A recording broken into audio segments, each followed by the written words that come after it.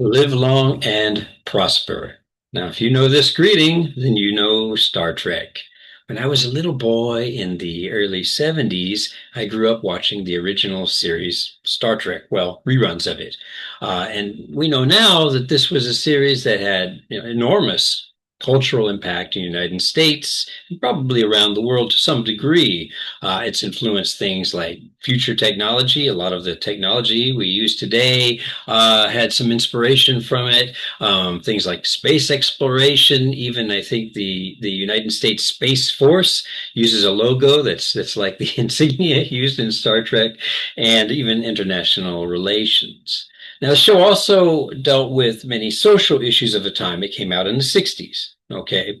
And another thing, it did all of this while keeping a focus on deep questions of human existence, human nature, and human purpose.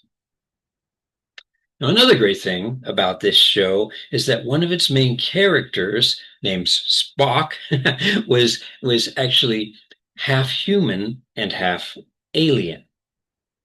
Now, Spock grew up on his father's home planet, Vulcan, okay, the alien side. And so these people were the Vulcans. These people had superhuman intelligence, and they had superhuman strength. Now, as we know, uh, greater ability can lead to greater ambition. And so these people had almost completely destroyed themselves, almost wiped out their entire planet through barbaric wars and savage conflicts. Okay, yeah. So then, at some point in their ancient history, in order to simply survive together, they had to develop a new culture with a new philosophy of pure logic. And they pushed down all of their emotions way, way beneath the surface. And this is how they went on. Now you can see how this kind of thing, this kind of idea might appeal to a young guy growing up, and I think it did to many young guys and probably some young ladies too. And the idea that you could somehow control this flood of emotions coming into you, and therefore rule your life in complete control. And this also is related in some ways to the an ideal of American culture, which is rugged individualism, and the idea you could just go on alone despite all the pains and become the person you are. Okay. Well, there are some good points in all of these, but they do not define an entire lifestyle because, well, in fact, we are not aliens. We are human beings, and we have an intellectual side as well as an emotional side. And our emotions come from our instincts. Okay, so they start in the body, and they happen first in the body, and that's where they come from, and that's where they stay, really. Um, and so they don't just go away by pushing them down like the Vulcans did, or denying them. So I'd like to talk a little bit then about the difference here between controlling emotions and managing emotions, and we'll look at it in terms of the goals. Now, I have one of my wonderful PowerPoints that we can look at to help us do that and walk through it, okay? We'll beam into that. Yes, here we are. Okay, great. Let me move this here a bit.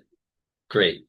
Okay, so what is the difference between controlling emotions and managing emotions? And we'll look at this in terms of the goal. Um, Controlling emotions is really aimed towards short-term goals. Okay, so in this case, we're just trying to make those feelings go away. Okay, we don't want them go away. We want to hide them from other people and even hide them from ourselves. We never have to see that or feel that again. Okay, and it doesn't exist in us. So we do that, yes, by denying that we have the feelings. Okay, or pretending we don't. No, I'm not sad. No, or even, I'm not happy, I'm not excited, or, and I'm not disappointed. And, this way, while it may work for a very, very short-term goal, we're actually wearing a mask and living a life that's not really us, okay, not really being who we are. And again, we do this through pushing down our feelings and just trying to stop the emotions. So it's really a struggle that causes a lot of stress inside. And as long as we keep pushing down the emotions and denying them, that stress actually stays in the body. And this can cause many long-term complications and health problems by continually doing this. Now, another thing that it does is that because we're acting through denial of our feelings, is that our actions are taking place. We're making decisions from the pressure. So, in other words, we're afraid of feeling something, so we're making decisions based on that rather than accurately assessing pros and cons of a real situation. So perhaps I'm afraid of being lonely. I jump into a relationship. Um, I'm afraid of making someone else angry, or I'm afraid that I'll get angry, and so I don't talk to them at all. Okay, things like this. And another effect of this, okay, that also causes and actually deepens the problem and deepens the stress that we create in almost a cycle here, is that we begin, we're judging ourselves. We're judging ourselves for even having the feeling that we are denying and pushing down. We're saying, no, it's wrong to have that feeling. I must not feel that way because it's bad. So I'm weak. I'm not good because I have that feeling. I cannot accept it in myself. If I have that, it means that I'm simply not a good human being. And this, of course, causes many more difficulties in life. It greatly lowers your self-esteem and really limits your potential for living a fulfilling life. So that is why controlling your emotions or repressing them in this way is a really a short term goal. It can only achieve short term targets. Okay, very if we adopt this as a lifestyle, it will eventually destroy us in low self-esteem and bad health. Okay, so what we want to look at then, we want to turn around and look at another way, because we may be feeling, well, what else can I do? I have to go on. What else can I do but push those feelings down? Well, what you can do is look at long-term goals. Okay, we can approach our feelings in a different way. So this approach, we want to understand what our feelings are, accept them as natural expressions of being a living human being, and try to make wiser decisions and act accordingly. Okay, so first step we have to do in that is to acknowledge the emotion, so we give it a name.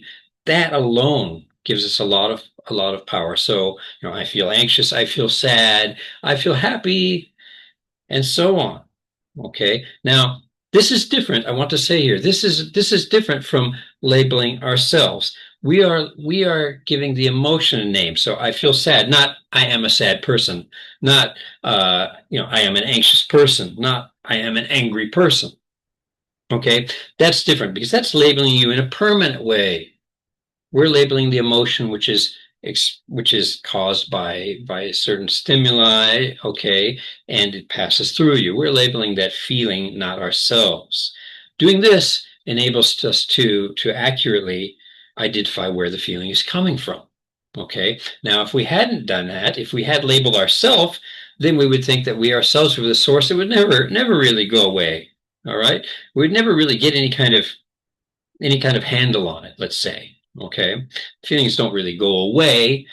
They're expressed, and then they go back to wherever they come from, just like hunger and any other need of living. All right. So by identifying its source correctly, okay, this is a feeling. All right. This is where it's coming from. Then we can start to make better decisions, get a clear idea of what's going on, and make better and wiser decisions in the way we live, and that, of course, can lead to happier life. more fulfilling life.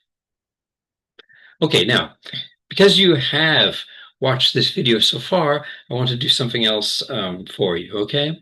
Uh, I have gathered together, okay, we researched here, what is the best, most effective way to respond to certain emotions when we have them? What can I do to help me get some perspective on it and some kind of management over it so it doesn't completely take me over all the time, or I don't complicate it, try to push it down, fight it, and start, making my life more difficult in spite of everything. All right, so here's what we can do, okay? We can get these techniques, and I've tailored each one to a different kind of feeling. Now, this is not going to solve, the whole problem, of course not. But this can give you some, let's say some perspective, some leeway on it, so that you can get some distance between yourself and what you're feeling, so you can see it and try to manage it a little bit better. So here we are. Immediate relief. Yeah. Okay. So what you can do, all right, take a look at these four statements. Okay. Choose the one that seems to be okay. Well, I'm feeling this most uh, lately. Okay, nowadays or right now. Right. Choose the one A, B, C, or D. That sounds like what I've been feeling. Okay, or what I'm feeling right now. All right.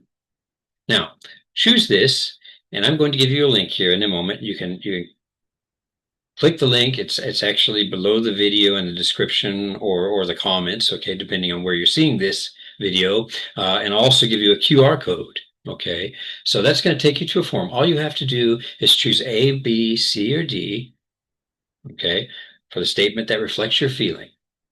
Enter your email, and I will send you another video that's with a technique that's tailored to this emotion, which has been judged, okay, in science research statistically to be the most effective way to give you some immediate relief on this kind of feeling, so that you can start putting it into perspective and making a better decision about how to deal with it and how to deal with, whatever's going on. All right. Now, by doing that, that will also put you on my mailing list, where I handle it's about weekly, once or twice a week or so. Uh, I send out emails with other kinds of tips how to deal with these kinds of things about self-awareness, emotion management, communication and leadership, and entrepreneurship, and different kinds of ways that you can start living, more fulfilling life as an individual, happier, and building better relationships in your life, your social life, your professional life, your business, so on. Okay. All right. Here's the QR code for that. Okay, so you could, screenshot this and scan that, or again, you can just hit the link that's below this video and choose that, put your email in, send it to me, and you will get the video I talked about, okay, tailored to one of those emotions. And I do hope this helps you. Hope to hear from you again in future.